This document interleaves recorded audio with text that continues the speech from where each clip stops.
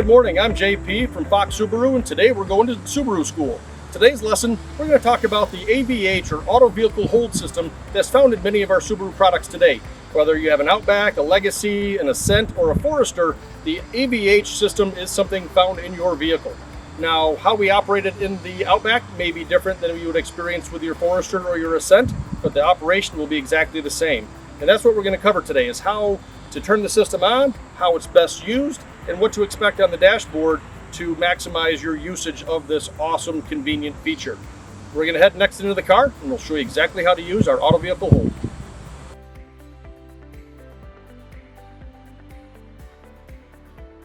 All right, so now that we're inside of our Subaru Wilderness Edition Outback, this Auto Vehicle Hold system that we're going to discuss today is a very nice convenience feature for the driver when they encounter heavy stop and go type of traffic situations.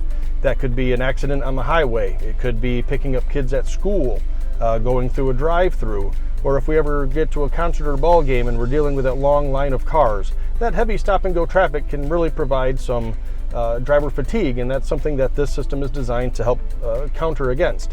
Now, here in the Outback, how we turn the Auto Vehicle Hold system on and off will be different than we will experience in, say, a Forester or an Ascent. Here in the Outback, we're going to utilize the car icon in the lower left of the touchscreen, as this opens up a very nice menu for some of those daily control features that you will interact with on a day-to-day basis. So we'll see here our Auto Vehicle Hold. By turning this on, that now generates an Auto Vehicle Hold AVH symbol on the right-hand side of your dashboard. Right now, because my foot is on the brake, we see that the secondary icon just to the right of that is also lit up. This means that at this time, I can take my foot off the brake pedal and my car will go nowhere. The brakes are held until I need to move forward. Once the traffic allows, I'd simply press the gas pedal. That'll release the vehicle and allow me to move forward.